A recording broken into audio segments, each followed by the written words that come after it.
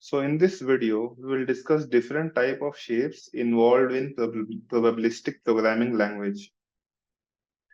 And this is needed because I feel like there are few more extensions to what tensor shapes has, and that is needed because when we do probabilistic programming, there will be errors which we might not understand. And of course, I mean, this is good to know also, right? So let's start. So for this video, we have taken the content from a nice blog by Eric Ma, and we are using this blog. The link is here, and also I will also add this link below the video. So to understand what event shape, batch shape, and sample shape is, so basically there are three kinds of shape in probabilistic programming languages. First one is called event shape. Second one is called batch shape. Third one is called sample shape. And the thing is, we'll look at a couple of examples to understand what each of them are. And for a running example, we will assume that the distribution involved is a Gaussian distribution or a normal distribution. So let's start by thinking about a single draw from a single normal distribution. So what we can see here is, you can see the image of a distribution here, which is a Gaussian. And when we sample from this, we get 1 point in x-axis, which we are showing by this line. So there's a single draw or a single sample from the distribution. And because a single sample from a Gaussian distribution is a scalar quantity, so in tensor space, this scalar quantity is called rank zero tensor, which effectively means that no dimensions are involved. So if there's a rank zero tensor, basically what we will have is nothing for each one of them. So this is how the shapes look like when we have one sample from one normal distribution. Now, let's say we have a different situation, and let's say we want to draw two samples from one normal distribution. So again, we can see the distribution here, and one sample will be 1 point in this x-axis. So if we draw two samples, we get 2 points by shown by these two lines, right? So we get two draws. So what will be the shape of each of these events, right? So first thing is we have two samples. So sample shape becomes 2 comma, right? Basically now it's a 1D vector. And we will soon look at a couple of examples where it will be clear what these two things are. But for now, for this setup, two samples from one normal. This is what these three shapes look like.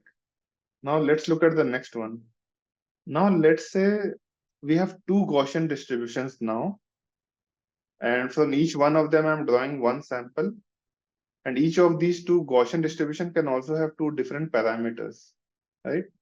So basically we have two Gaussians and we are drawing one sample from each one of them. So basically we have two samples, but effectively each one of them is from one distribution. So what happens here is the batch shape becomes two. So think about it, right? Sample shape is again this quantity because we are drawing one sample, but because we are drawing from two normals, one sample from each one of them, the batch shape has become two. And by the way, both of the for this situation and the next situation, both of them, we are drawing two samples, but this statement is true even for k samples. So if we draw k samples from one normal distribution, we will have k samples here, and this will be sample shape will become k, right? Similarly, if we are drawing from one sample from two normals, we have a batch shape of two. But if you are drawing one sample from k normal distribution, this will be k, right? Now let's look at the next one, which is more interesting.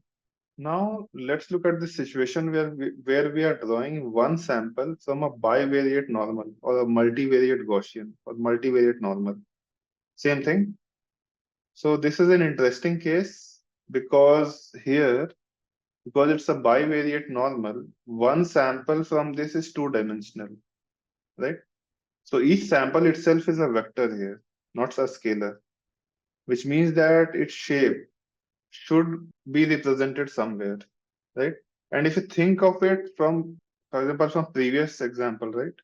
A previous to previous example. In all these cases, we have two numbers in a vector.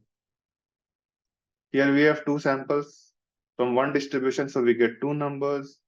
Here we have two distributions, one sample from each one of them. We get again two numbers. And here again, we are drawing one sample from one bivariate normal distribution. And again, we get two numbers. And all these three situations are different, right? So in that sense, here the event shape changes. So basically, sampling is an event and the shape of each event will be two here, right? So that's how it looks like. And then there are all combinations of these. We have looked at the most simple case for each one of them so that we understand what each of them are. Now let's look at the big picture and all possible cases so that we get a better picture of it. Now, here we are showing everything together. So if we draw one sample from one normal, it looks something like this because it's a scalar. If we draw two samples from one normal, the sample shape becomes two. If we draw one sample from two normals with different parameters possibly, then the batch shape changes, which becomes two. And finally, in this slide, if we are drawing two samples from two normals, then basically we are having four numbers now, but dimensionality will be for batch we have two, and for sample shape we have two. So from each distribution we are getting two samples, so that's why two here. And then because we have two distributions, and that's why we have a two here. Now let's continue to more complicated cases. Now we are drawing two samples from two normals, right? So we have two samples. So what is happening is we have two normals, possibly with different parameters. And from each normal, we are drawing two samples, which is shown by these two planes. And in each plane, we have two samples, right? So in that case, the batch shape will be two because we have two distributions, and the sample shape will be two because we have two samples per distribution. Similarly, if we draw one sample from a bivariate normal, so we have one distribution which is bivariate, and when we draw one sample from it, it's a vector of dimension two, and that is represented by the event shape. What is the shape of each event, which is sample in this case? And similarly, when we have a multivariate Gaussian and we draw two samples from this, so the event shape will obviously be two because that's the size of each sample. And the sample shape will be two because we are taking two samples. Now we are drawing one sample from two bivariate normal. So here we have two bivariate normal potentially with two different set of parameters. And from each of these normals, we are drawing one sample. So again, the event shape will be two. It tells us the dimensionality of each sample. Batch shape will be two because we have two distributions here. And sample shape is equal to one because we are drawing one sample from each one of them. And finally, we are drawing two samples from two bivariate normals. So we can see that here we have two distributions, two bivariate normal distribution, potentially with different parameters. And from each of these distributions, we are sampling two samples, which you can see by these two planes. Each plane is samples from each distribution. And what we can see here now is interesting because now none of them is a scalar, none of a dimension. So first thing is we are drawing two samples from each of them. So sample shape is two. Then we have batch shape of two because we have two distributions. And then event shape is two because it's a bivariate normal distribution, right? So this is all about event shape, batch shape, and sample shape. But what happens is that even when the total number of numbers in a tensor is the same, their interpretations and situations can be different, and that's why we need these three type of shapes. So to summarize, we have event shape, batch shape, and sample shape. What is event shape? Event shape is the atomic shape of every single event or observation from the distribution or a batch of distribution of same family, right? So event shape is basically the dimensionality of distribution, let's say, because each sample or event is that. Batch shape is the atomic shape of a single sample of observation from one or more distribution of same family. As an example, we cannot have a batch of Gaussian and a gamma distribution together. And sample shape, which is basically the shape of bunch of samples drawn from a distribution. So sample shape will always tell you how many samples we have, right? Now the thing is, why do shapes matter? Because it can help with broadcasting first, and it also helps with interpretation. Because in the end, what happens is there's a huge tensor, and each of these type of shapes adds to a dimension. And to do things efficiently, probably we need these kind of semantics. The thing is, when it comes to implementing a tensor library with probability distributions as first class citizens, because in probabilistic programming languages, probability distributions are first class citizens, like int or float in another language. And reasoning about these shapes properly can really help with implementing an API that end user can easily use. So that's why. Now there are other things also which goes into the background, right? When people think about what is in the background, what is happening. So let's say we have two samples from a standard normal distribution, right? So when we figure out or try to find a log probabilities, the library should return two numbers because we have two samples, right? Even though the total numbers in that tensor is two, still we need to get back two log probabilities if we want to return it. But if we had a bivariate Gaussian and we had one sample, still the tensor has two numbers, but when we try to find the log probability, we should get only one number, right? Because we had only one sample. So basically, these kind of semantics are inherently needed so that the library can figure out the right things to do. And obviously, when there's a batch size 2, or if you have number of samples more than one, it will kind of adjust itself so that the right number of probabilities are returned. And what we discussed right now was more about from distribution point of view, but this can also be done at a likelihood level, no problem at all. What I mean by that is, okay, so what we can do is, I don't have all the slides, but what we can do is just open the blog and look at the missing things. So this is the blog, and we have discussed most of these things. So, okay, so let's look at this figure. So what we are showing in this figure is we have some distribution, and we can draw a sample from this distribution shown by this vertical line, and we can compute the likelihood at this point, right? And similarly, if we have like two samples from one distribution shown by these two vertical lines, we can compute two likelihoods. And we can make similar arguments for each one of these, right?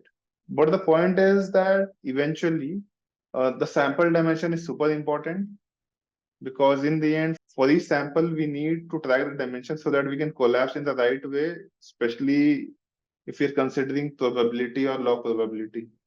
And similarly, we cannot collapse the batch thing because again, each batch is for a different distribution. But in tensor computation, if you want to do things in parallel and things like that, batch dimension is important. Okay. So let's consolidate our learnings and see a bit of code and how the shapes look, especially batch shape and event shape. So I'm just importing the standard stuff, Torch, Pyro distributions. And I'm using this library called Watermark, which kind of tells us the date, the version of Python, and the version of libraries I have already imported, which in this case is Pyro and Torch. And it also tells the version of itself. So it's an interesting thing because Watermark can help to have a snapshot on the notebook of what version was used to generate some results. Now, Let's look at this simple example where we are saying D equal to Bernoulli of 0.5. 0.5 is my P parameter. And because this Bernoulli is one dimensional in terms of each sample is a scalar, the batch shape and event shape in this case will be a zero dimensional tensor because it's a scalar. Now, if I do a sample from this distribution, I get an X, and that X is again zero dimensional tensor. We'll print X afterwards, but that's the point. And then we'll also look at the shape of the PyTorch tensor, and we will look at the log probability shape as well. So let's run this. And obviously, if there is only one sample, 0 or 1, then obviously number of probability distributions, which is batch shape, will be zero dimensional tensor. Similarly, event shape is also that because it's just a number. And when we sample, we get a 0 or a 1 because one only gives a 0 or a 1. And then if we look at the shape of this, obviously it will be this. And if you look at the log probability, shape of that, still the same thing, right? So there's nothing special here. This is the first case which discussed in our video. Now slowly things will get more interesting. For example, we can do batching using by passing batched parameters. For example, we are passing a dimension 3 cross 4 matrix, and each one of those entries are filled with 0.5. First, let's run it and see. So first thing is obviously the batch shape. Because we have passed in the batch parameter, the batch shape itself is 3 cross 4. And each item in the batch is independent in some sense, right? Because these are different distributions with different parameters. In this case, we have passed the same parameter, but we could have constructed a matrix which will have different parameters for each of these Bernoullis.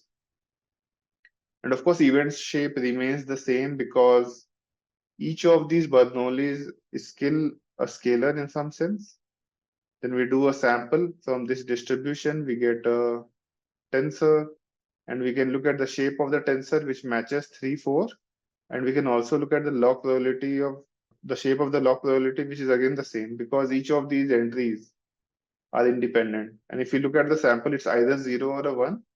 And each one of these entries are basically having a probability of getting a 1 as 0.5. Now let's look at one more code. And this is another way to batch the distribution. We're using a function called expand or method called expand. And let's see what happens. So for example, we are creating a batch. Like previously, this was a batch. So we are creating another batch, 0.1, 0.2, 0.3, 0.4. We'll print the batch obviously, and then we'll pass on the batch to Bernoulli. And then we'll expand in some sense. And what it says is for expansion to happen. So this is like 1, 2, 3, and 4. It's a row vector with 4 items. So this should match this in order to expand. And after expansion, what happens is this kind of becomes, it is replicated thrice. So this becomes a 3 cross 4. So let's run this first. So we first created a batch, we printed the batch. So this is what the batch looks like. It's a row tensor. Now we are using the expand method with dimension 3, 4. And because the 4 is matching with this 4, it will expand. And then because of this, obviously the batch has increased because it will now be 3, 4. And it's the same as the previous one. It's just a different way to do it. Event shape still remains this empty tuple because again, these are scalar numbers for each of these Bernoullis. We do a sampling. We look at the shape, which is again the same as 3 cross 4. And then we look at the shape of log probability, which again remains 3 cross 4 because each of these entries in this batch distribution is kind of like an independent Bernoulli with a different parameter, right? Now, in order to just confirm that what we believe is really happening, what I do is I sample a lot of times and I take the sum of it and then I divide by total number of times it happened. And you can see that truly each row should have been this 0.1, 0.2, 0.3, and 0.4. And we can actually see that it's approximately the same 0.1, 0.1, 0.1, 0.2, 0.2, 0.2, approximately 0.2, approximately 0.3, approximately 0.4. So indeed, what we believe to happen has happened, right? So this is just an empirical estimate of P because P is just the average of these, right? Let's look at the next one. So here what we have done is, earlier what we wanted was this dimension should match this, right? But what if if I wanted to match a vector to this dimension, 3? So what I do is I create a vector, which is looking something like this, and that's my batch. And I expand my batch with 3 comma 4, and we can see that the final distribution kind of looks something like this. So it's kind of, these columns are replicated 4 times using this expand. So it's a kind of broadcasting in some sense. Now we can look at the batch shape. Obviously, the batch shape will be 3 cross 4 because all of these Bernoullis are independent in some sense and with different parameters. And event shape is still scalar because, but yeah, this is it. And of course, I mean, I didn't talk about this assert. Assert is basically, it will just pass through and run the next line if this condition is true. If it's false, it will throw an error. For example, if I have a 1 here, if I run this, it will throw an error, assertion error, right? So whenever the results are not correct, then it will throw an error. So it means that event shape is equals to this empty tuple. Then we sample and then we look at the dimension of the tensor, which is 3 cross 4, obviously. And then we look at the shape of log probability, which is 3 cross 4 again. So this is just another side of expand method where we are expanding on a column instead of a row. And one more thing is about multivariate normal. So what is happening here is that we have an identity matrix as the covariance, and we have a vector of 3 zeros, 3-dimensional thing. Now the batch shape will be an empty tuple because there's only one distribution, and the event shape will be 3 here, right? Because each event or each sample will be 3-dimensional. Now we'll do a sampling from this distribution. We'll look at the shape and we will see that the shape of the sample is this tuple. And then if we look at the log probability of shape of log probability, it obviously will be this empty tuple because we just have one sample, which should give us one number. Let's also print this thing so that we can see this, and let's run it. See, it gave us like a scalar number. And we can see that basically here there's something new because event shape is no more an empty tuple. And in the end, the final tensor, that shape is decided by the batch shape and event shape, right? And sum of these two kind of gives us this. Now let's look at a concept of reshaping distribution. So not everything is always new, but let's see. So first part is actually we have seen before that d is equal to Bernoulli of this torch of 1's 3,4 into 0.5, right? And if you check the batch shape, what we'll get is 3,4 is the batch shape, event shape is this empty tuple. And now to reshape distribution, there is a function called toEvent or a method called toEvent. And what it does is it kind of reshapes this Bernoulli in terms of like it kind of batches these independent distributions in some sense. So for example, if I do a d dot toEvent of 1, so the last dimension, which is the rightmost dimension, this kind of moves to the event shape, right? So in that sense, what it means is that it batches 4 of them at once, and that's my single sample. So that's what toEvent does, and you can confirm by looking at these shapes. And I'll do a sampling from this, and what I'll get is my sample dimension is actually 3,4 because in the end it's a PyTorch tensor, and it should match obviously. But interesting thing here now will be that the shape of log probability is just 3. Why? Because of the batch shape, right?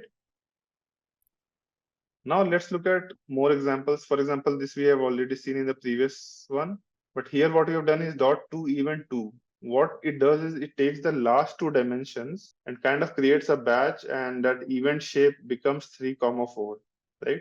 And since now the whole thing is one event in some sense, and now we sample, we get that x dot shape is 3 comma 4, and the shape of lock probability is kind of an empty tuple now, which means that the final number will be a scalar, right? And that's how dot to event works. The number inside is actually assuming that the rightmost or the last two ones should be shifted to event shape. And right now, you don't have to worry too much about the real happenings of everything, and focus on the shapes and dimensions of these things. And just a fact like log probability size is equal to batch shape, right? In all the examples, you'll see these things.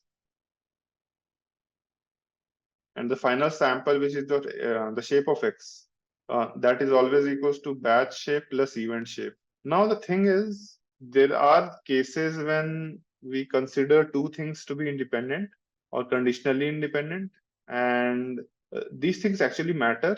And it's always so. For example, if you don't know whether two things are independent, we should assume that they are dependent and let the program help us get the answer. But there are also very specific ways to state that certain things are independent or conditionally independent. So let's look at that. So what we are doing here is we are creating a normal distribution, standard normal, which is D. We'll print the batch shape. Okay, let's run this first. So what we're doing here is we're creating a standard normal with mean 0 and standard deviation 1. Then we'll print it. Now we get these empty tuples. And why is that? Because it's just a scalar. We are modeling a scalar. Now what we'll do is we'll do an dot expand. We'll use the expand method and replicate this 10 times in a row. So we're just initializing DVD again, but this has expanded. Now if you look at the batch shape, now we have kind of these independent normal distributions, right? And that's why the batch shape has become 10. And event shape still remains a scalar. Now what I will do is reshape this in this way by using dot to event, right? And what that does is it takes the last dimension and batches it in some sense, and now we can see that the event shape is now this 10, a vector of 10, right? So that's what dot event is doing for us. It's batching it in a certain way, and in some sense, these independent things have now become dependent, how we have batched it, right? So it's always preferable to use dot to event if you don't know whether something is independent. But for example, we could have done the same thing using this another notation called plate notation. Plate notation is actually very popular in graphical model, and right now it might not make a lot of sense, but once you look at a couple of examples, you will understand what a plate is in a graphical model. But for now, just think about it like we are replicating certain things with conditional independence assumption. So how we do it is, for example, we are doing here dot expand thing and then to event thing, right? But that to event is actually batching it in a certain way, which actually makes things not being independent. But what this pyro.plate does, first thing is this context manager with keyword, and how we write it is that with pyro.plate, we write the name of the plate, it could be anything.